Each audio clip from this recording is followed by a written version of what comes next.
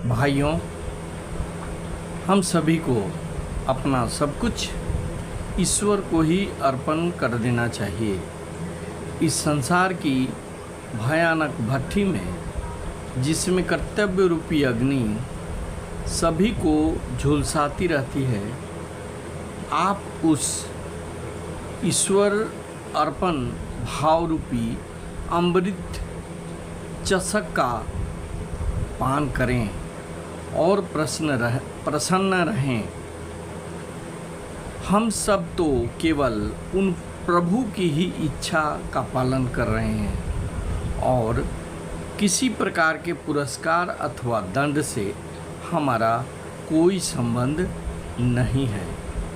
यदि आप पुरस्कार के इच्छुक हों तो आपको दंड को भी स्वीकार करना पड़ेगा। दंड से छुटकारा पाने का केवल यही उपाय है कि आप पुरस्कार का भी त्याग कर दें, क्योंकि दंड और पुरस्कार दोनों का अन्योन्याश्रय संबंध है। अगर एक मिलेगा तो निश्चय है दूसरा भी अभी हमें अवश्य प्राप्त होगा।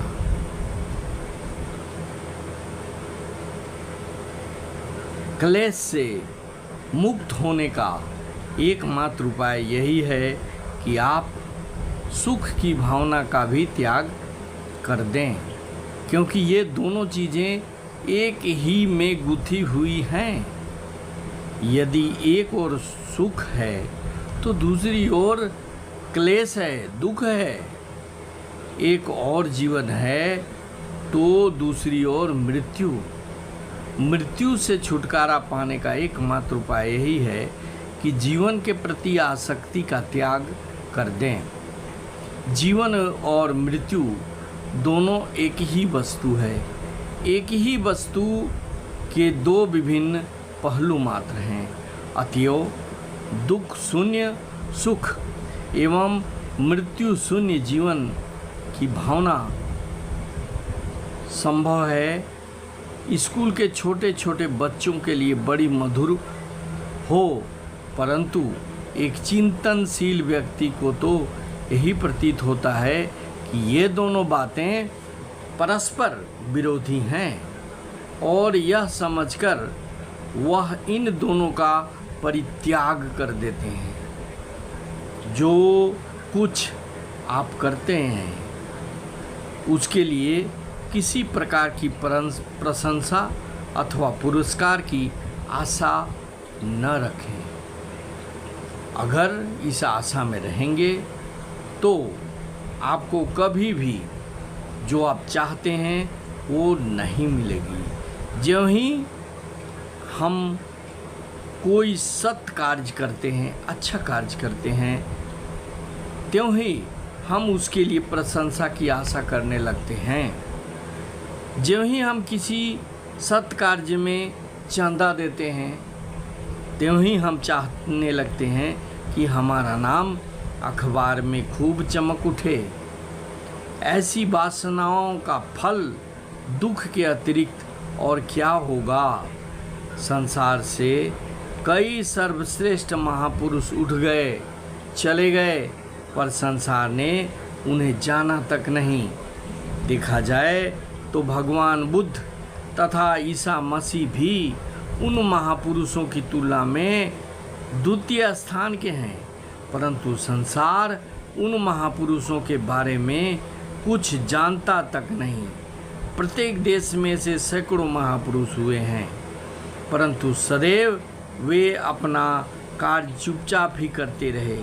चुपचाप वे अपना जीवन व्यतीत करते हैं और चुपचाप इस संसार से चले जाते हैं। समय पर उनकी चिंतन राशि बुद्धों और ईसा मसीहों में व्यक्त भाव धारण करती हैं और संसार केवल जान पाता है इन्हीं बुद्धों और ईसा मसीहों को। सर्वश्रेष्ठ महापुरुष गण अपने ज्ञान से किसी प्रकार की यश प्राप्ति की कामना नहीं करते हैं। ऐसे महापुरुष तो केवल संसार के हित के लिए अपने भाव छोड़ जाते हैं। वे अपने लिए किसी बात का दावा नहीं करते और न अपने नाम पर कोई संप्रदाय अथवा धर्म प्रणाली ही स्थापित कर जाते हैं। उनका स्वभाव ही इन बातों का विरोधी होता है। ये महापुरुष शुद्ध सात्विक होते हैं। वे केवल प्रेम से द्रवीभूत होकर रहते हैं।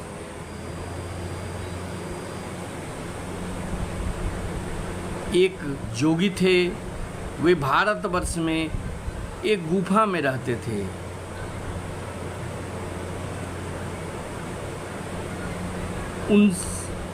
वे अपना मैंपन यहाँ तक खो चुके थे कि उनमें से मनुष्य भाव बिल्कुल निकल गया था और उनके हृदय पर केवल ईश्वरीय भाव ने ही संपूर्ण रूप से अधिकार जमा लिया था। यदि कोई प्राणी उनके एक हाथ में काट लेता है तो उसे वे दूसरा हाथ भी दे देते थे और कहते थे, यह तो प्रभु की इच्छा है। उनके लिए जो कुछ भी उनके पास आता है सब प्रभु से ही आता है। वे अपने को लोगों के सामने प्रकट नहीं करते, परंतु फिर भी वे प्रेम तथा मधुर एवं सत्य भाव के प्रस्रवण स्वरूप थे। इसके बाद फिर वे लोग हैं जिनमें अपेक्षाकृत अधिक अजह शक्ति होती है। वे सिद्ध पुरुष के भावों को ग्रहण करके फिर उनका संसार में प्रचार करते हैं। सर्वश्रेष्ठ महापुरुषगण चुपचाप सत्य एवं उदात्त भाव का संग्रह करते हैं और ये दूसरे बुद्ध अथवा ईसा मसीह जैसे एक स्थान से दूसरे स्थान जाकर भ्रमण करके उनका प्रचार करते हैं। गौतम बुद्ध के जीवन चरित्र में हम पाते हैं कि वे अपने को निरंतर यही कहते आए कि वे 25वें बुद्ध हैं। उनके पहले के 24 बुद्धों के इतिहास का हमें कोई ज्ञान नहीं, परंतु फिर भी यह निश्चित है कि ये हमारे ऐतिहासिक बुद्ध अवश्य उन बुद्धों द्वारा डाली हुई भित्ति पर ही अपना धर्म प्रसाद निर्माण कर गए। सर्वश्रेष्ठ महापुरुषगण शांत, नीरव एवं अपरिचित होते हैं। विचार की प्रचंड शक्ति से वे भली भांति परिचित रहते हैं।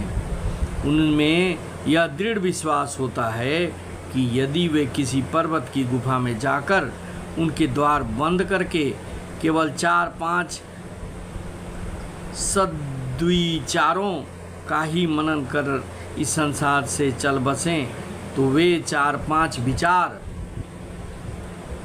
ही अनंत काल तक विश्व में व्याप्त करेंगे। भाइयों, हमें अपने लिए सोचना तो आवश्यक है, हमें सोचना भी चाहिए, लेकिन हमें अपने कर्तव्य को भी करते जाना चाहिए। बिना फल की इच्छा के प्रभु का चिंतन करना चाहिए, प्रभु के प्रति हमें समर्पण करना चाहिए। जो कुछ हम कर पाते हैं वह हमें करना चाहिए, इस विचार के साथ कि ना हम कुछ लेकर आए थे और ना ही कुछ लेकर जाएंगे। सारा परमात्मा का दिया हुआ है और सारा कुछ जो हमारे पास है सब कुछ परमात्मा का है। जो होगा वह परमात्मा के द्वारा होगा और जो हो चुका वह भी परमात्मा का है। जो भी करेंगे परमात्मा अच्छे ही करेंगे। इस भाव के साथ अपने जीवन को व्यतीत करना चाहिए। इसे हमें सुख ही सुख का अनुभव होगा। भाइयों, अगर ये वीडियो अच्छा लगे तो इसे सब्सक्राइब करेंगे, शेयर करेंगे और लाइक करेंगे। Thank you very much. जय हिंद, वंदे मातरम।